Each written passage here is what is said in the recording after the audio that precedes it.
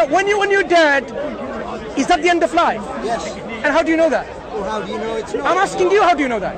I accept that. No, that's not accepting. How are you certain that's the truth? It's good enough for me. It's not about good enough. How are you certain? It's good enough for me. No, how are you certain? Certain. For today. So basically, you're not certain.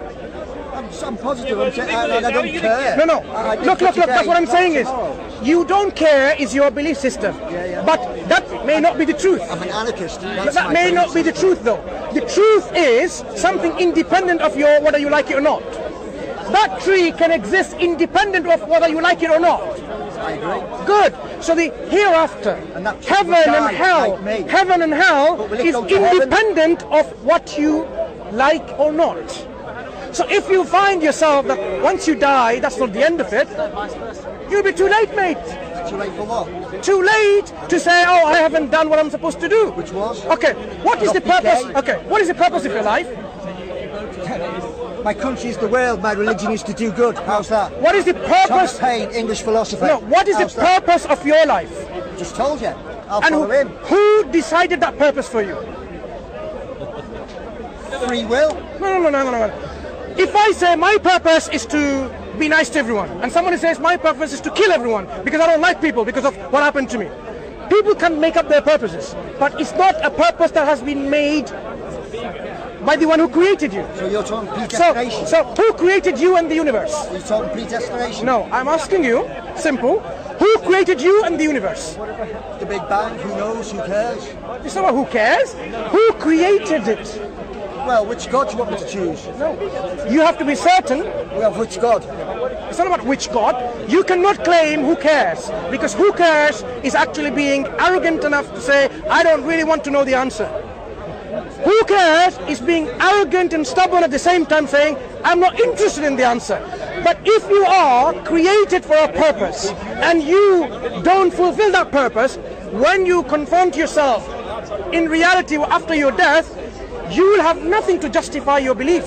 And how about Neolithic you will be in a mess. How about Neolithic man? No, you will be in a mess. Were they Muslims? Wait, slow down. Slow down. 350,000 years. Wait. They've been like Homo erectus before that. Look. So now, you are now coming up with some support from these evolutionary models, right? That's what you're saying. Where did matter come from? Who created matter? Matter cannot create by itself. Imagine matter created by itself when it was nothing. While it was nothing, it created itself. It makes no sense. You are an intelligent person, and you should very well know that something cannot create itself while it was nothing. So this matter that is all around giving you pleasures, where did it come from? We say it was created, originated by a creator for a purpose. We just need to use our mind, our intellect, and our common sense, which you said. Common sense, correct. Men, will they all be in heaven then? Even though that was these Neolithic men, what do you know about them? How do you know about them? Fossils? No. What you have is remains of certain teeth or a bone here and bone there. So you don't believe in dinosaurs, basically? Dinosaurs didn't walk the earth. Slow down. Dinosaurs or any other creation, these are creations of God. Human beings, in whatever form they were in your belief in early system, creations of God.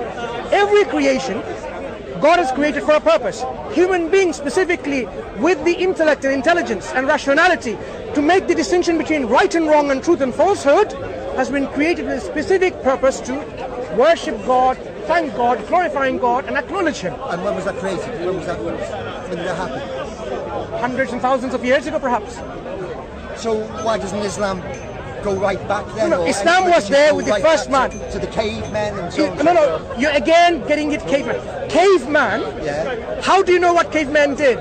You have to have some remnants of their well, we see intellectual. Good. So that means even if you have an individual which you think like a caveman, they had the capacity to express themselves, meaning what? They had the intellect. If they had the intellect, they would have the guidance from God to worship God. Simple. Do you think Islam was there from the first man? Islam was there with the first man. First man had Islam, and his progenies continued this message. People forget, and this message continued. What is Islam? Islam is a man-made kind of system for creating wealth like every other bloody religion, creating wealth. That's the problem you're thinking. You know what Islam gives you wealth? It tells you what, you know what? Be charitable, give your surplus wealth to the poor. That's making money, right? Islam says do not take interest. Is that making money? Islam says if you have a land that you don't cultivate, the state takes it away from you and give it to someone who can use it and utilize it. And Islam says, look, you cannot exploit others in your business and transaction. Be just even if it's against you. That's making wealth. You march under the crescent moon then. So basically, well, Islam marches under the crescent moon, yeah? No. Well, on their flag, they've got moons. Listen, so this is where, let me explain to you first. Islam doesn't worship a moon or the sun. Well, in the Quran... Why have the moon on the flag? I'm going to explain to you. In the Quran, just to lay down the scene first, it tells us very clearly in the Quran, do not worship the sun or the moon, but worship the one who created them both.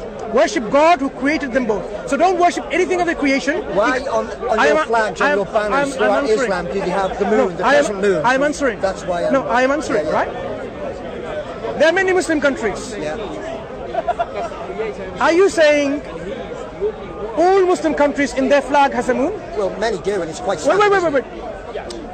It's important to understand that. Let's concentrate on the ones that do then. No, it's important to understand. If moon is something that is something essential for us, then it should be in all of the flags. The fact that it's not, it tells you like, oh, it's some people's choice to put a moon in the flag. It started for some reason that Muslims decided to put a moon on the flag. I'm asking why should that be?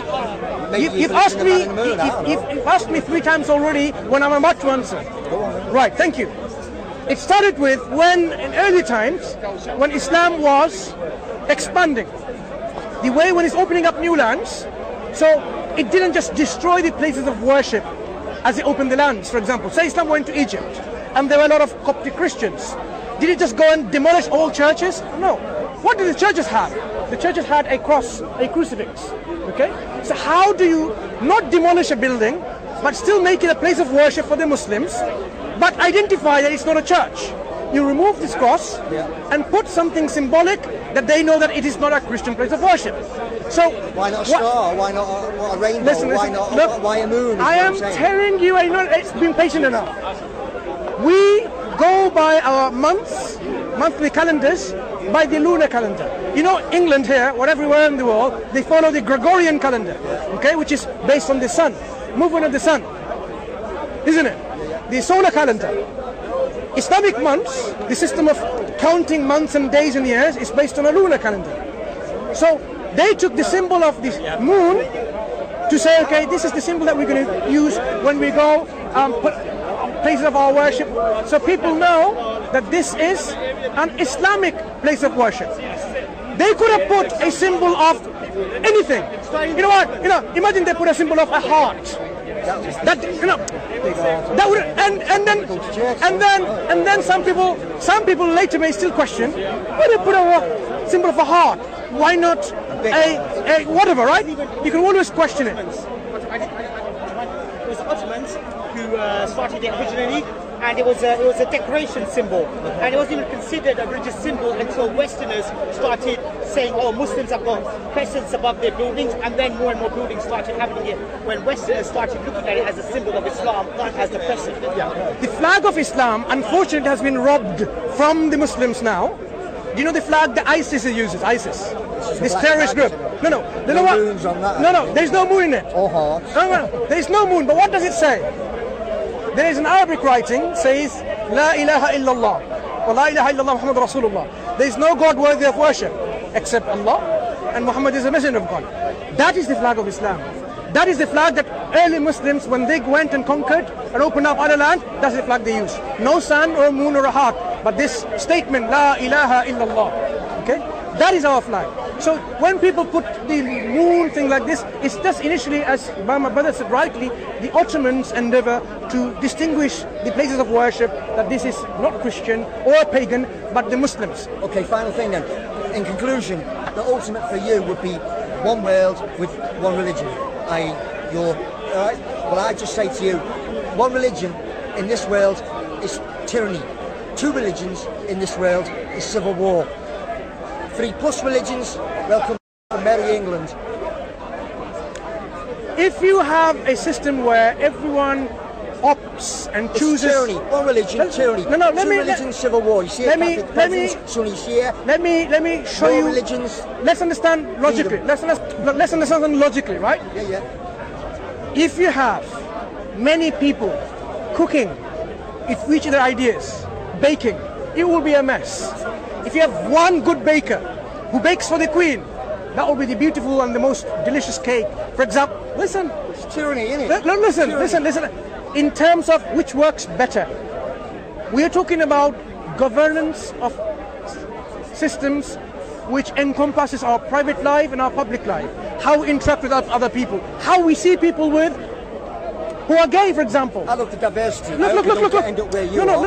Let's understand that. You have to have a system where it incorporates every people with their different mentalities. It has to cater for all of them. If you have a system where everyone's making out their law left, right, and centre, one day you say, I believe in democracy, next day I believe in fascism, you'll be a chaos. But if you have a system where everyone says the best law, the best guidance, the best rule is the one who knows us best, is the creator, then you say, what's the problem? What's the problem? We'll end it at that. Take care. Take care, my friend. What kind of laws?